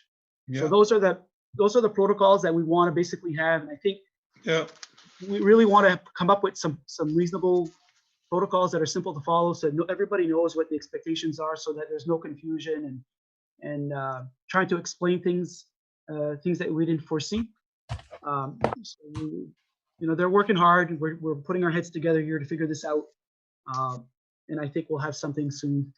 I hope we get the fogging equipment sooner than later, but we'll have to wait and see. Anything else, Gary? Elections, we are moving forward to have the elections on July 14, in tandem with or concurrent with the state primaries, or the federal primaries, if you will, state elections. So that's when our annual election will be of our local officers, the Board of Selectmen. Still waiting on some guidance for town meeting, and I'm hoping that we get something on the 20th, fingers crossed, that's going to help us or guide us how we can hold our town meetings sooner than later. So As Gary, soon as I hear things, I will keep you guys apprised. so what can you tell the people out there when you're expecting to open the town office? We are opening on the 26th. I'm glad you brought it up, which is next Tuesday. Monday's a holiday. Okay. So we still have a few signs that are left to be made for traffic flow up here. We've been working with the staff on our protocols to try to mitigate the moving around of germs, if you will. But we do have a plan in place. We know we've talked about it, and we're going to be ready on Tuesday, the 26th. Another question I have is we've not talked about road maintenance. Last meeting we talked about putting a hold on the on the $3 million loan to repave a lot of our roads. But needless to say, there is money in the account, probably somewhere around $400,000 of road repair that we can do this year that maybe the public's not aware of, because we have our regular account, hot top account. Some of it wasn't spent this past year, and we're going to be raising another 325 for next year. And we haven't been given any direction on which roads will be attacked first and in what order that this will be done and what can be done with the smaller amount of money. I think traditionally the board has always been approached by Public Works and you, the town manager, and you make your recommendations, which roads will be fixed, what will be done, this and that, which ones will be hot top, and so on and so forth. We've not had that discussion yet. I think usually that's part of a budget discussion, Dave, and we worked, we got our budget discussion stopped in March. I think it was March 17. The Finance Committee was our last discussion on budget. We're still awaiting figures from the state of Maine in respect to revenue sharing. We know that our local road assistance program is monies that we get about $90,000 roughly from the state of Maine for the efforts that we do to plow their roads in the winter months, which is like Bowyer Road and Main Street with our winter compact. We know we've already received correspondence that funding is going to get cut. We don't know how the amount. Okay, I know that the last thing that I'm proposing is that we take our eye off the ball in respect to roads and road maintenance. But I know that my eye is also another ball that my eye is on right now is revenue. And, we talk about revenue sharing and we talk about local road assistance, and those are programs that are traditionally funded. And, as we work through the budget process, the state starts to give us an indication as to how much those funding levels will be. And usually in July, they've got that number narrowed down. It's never been very far off when they started shooting us projections in February. So I don't know what those numbers are going to be. I also know that we have other programs that are funded by the state, okay, such as the homestead exemption, which is reimbursed, what we just discussed. We have basically $27 million of homestead value with the roughly 1,150 properties that have a homestead exemption that we hope to get a 70% reimbursement on. If the state doesn't receive any federal stimulus funding, I worry that the state is going to not have the funds, okay, to fund the programs that they do fund. And so the programs that they do fund are the homestead exemption, and the programs that they do fund are education, revenue sharing, local road assistance. Oh, what are you saying, Gary? Are you saying that one of the first place we're going to cut is the hot top account if we don't have enough money coming from the state? That's not what I'm saying, Dave. What I'm telling you is my job to keep you as informed as I can. Yeah. Okay. Of where things look like right now, the uncertainty, and so and the other big thing is the Betty reimbursement. Okay, and I hope that the legislature funds the Betty program. We have an enormous amount of money with of equipment value in Betty. And I think our reimbursement from the state is about $900,000 in the vicinity of that. And so I hope that the state makes revenue projections or they get enough stimulus to be able to continue to fund those mandates, those programs that they've created. And so I expect that they will, but I also, I'm reminded by some of our veteran managers back in '91 in the recession over there when the schools didn't receive their 12th distribution for education. And that was like $250,000 that they didn't get in their fiscal year. And so I just say that you know, I say this not to sound the alarm, more for us to be mindful that we need to be mindful to the revenue side of things and hope that things work out. And I think we're going to get some information, and it looks like there was some movement today by the Senate for funding for stabilization for states and municipalities. I know that Congress has a bill in as well, and the Senate has their own bill, and they're going to reconcile those in some shape or form, I'm sure. And I hope that we can get some sort of indication. I'm sure that the road ahead is going to be a little bumpy and yeah, and unpredictable and all this, but at the same time, I'm just assuming that the hot top account has always been funded the same year after year after year, and that I'm just assuming we're going to do it again this year. So if there is on the other side of it, if we're not going to spend any money on our roads this year, what will the public works employees do this summer if there's no money to work on the roads? There's always work to do, Dave. There's plenty of work besides paving. And paving is the lion's share of those expenses was to pay for paving. I'm not saying just paving, but paving and working on the road bases, let's say culverts, road bases, that kind of thing. I think, Dave, if it's, I always question having these kind of hard conversations with you as a board, to not paint a picture that is so bad that would cause some severe concern felt by the community, by you or the people in the community. But I would hope that people in the community hear what we're saying and what our concerns are in respect to revenue funds from the state and the federal government.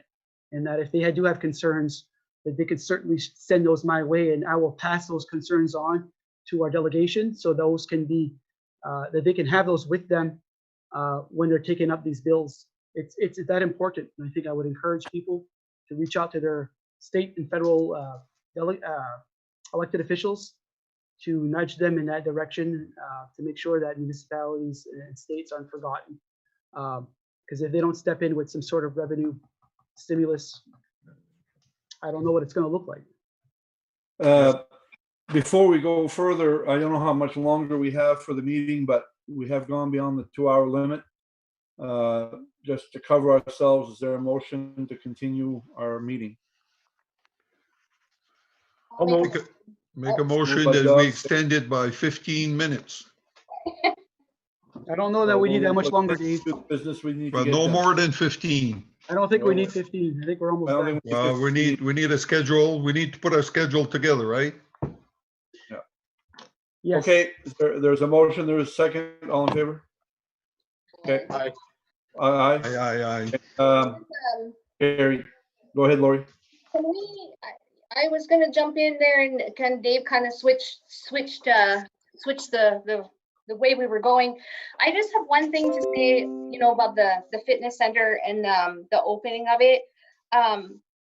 This is coming from someone who really has not been there, so I'm sure people that use it all the time may think this is the craziest thing ever.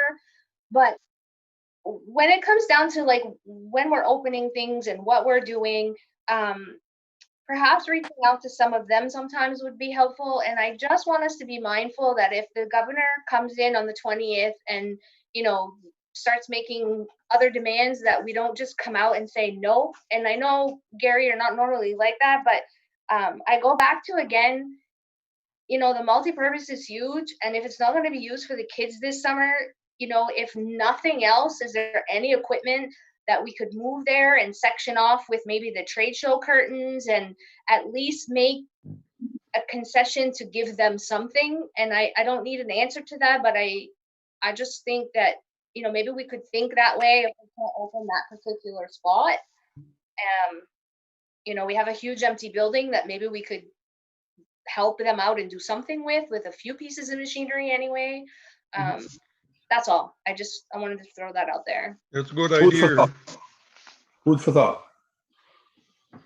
Okay. Do you have anything else, Gary, on the update on that? No, I was just gonna say, Lori, I want to reopen sooner than later, and I don't expect that there's going to be anything complicated on anything that comes out of the governor's office on the 20th. My goal is to reopen sooner than later. I just want to have those protocols, use agreement, the liability, the waiver agreement in place, and get the fogger, if I can, ideally sooner the better. Just barring any sort of ridiculous thing that we might see, then that's my goal. To get it Well, open. she's gonna come out on the 20th and roll a whole bunch of stuff back. We have no idea what she's gonna do. We have no idea, yeah. Okay. Let's take a look at a potential meeting date in June.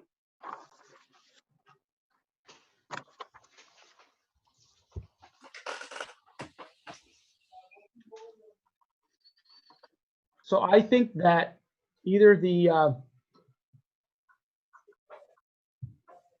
8th or the 15th would be okay with me. We've taken care of some of the backlog, which were the abatements mostly. I don't have anything pressing right now, other than to say that we are at some point in time going to have to resume our budget discussions. I will feel much better if I can see some Congress move and the Senate move into some sort of funding, and I think they will. It's looking like things are moving right now. That gives me a lot of hope that we can start a budget process, resume our budget process without making the worst case assumptions that we would have to, without any comfort that there's something coming. So I feel a heck of a lot better right now than I did. I'm going to keep my fingers crossed that they're going to come through for us.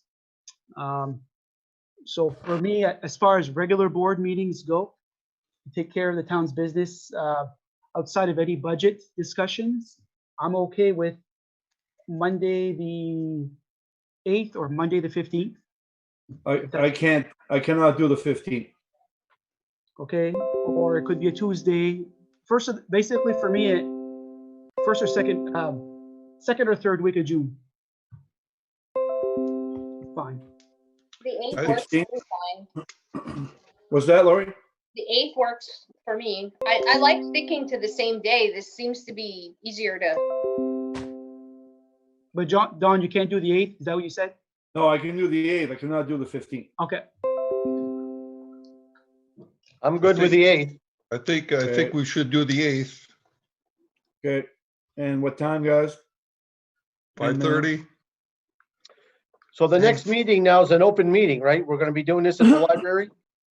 So I think what we've discussed in the past is that we would use the library for our next meetings for a while.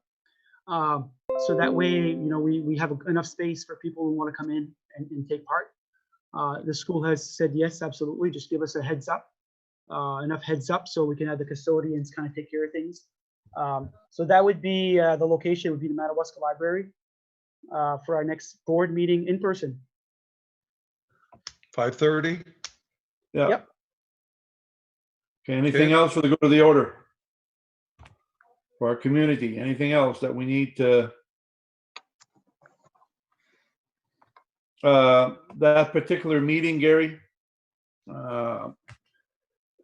based on what Selectman Moore asked, if we could have budget updates as to what we have in reserve or monies to work with for the Public Works hot top and repair, what they have in there for dollars, and maybe get Kevin to attend that meeting so that we can have that type of discussion would be great. Okay, I guess we're there. I guess we're good. We're all good. I think Okay. by June, I'm gonna go out on a limb and say that I think by June we're gonna know a lot more as far as revenue is concerned and it's going to be coming. We might not have the finer details or exact dollar figures, but I think it's going to be very helpful for us. And then from there on, we can decide to resume our budget discussions moving forward. Lori, you were going to say something, Lori? Made a motion to adjourn. Oh, you did. You beat Dave to it. You beat Dave to it. Good for you. Motion by I'll second Lori. it. Dave seconded. Okay, thank you, folks. Meeting is adjourned. you. Thank you.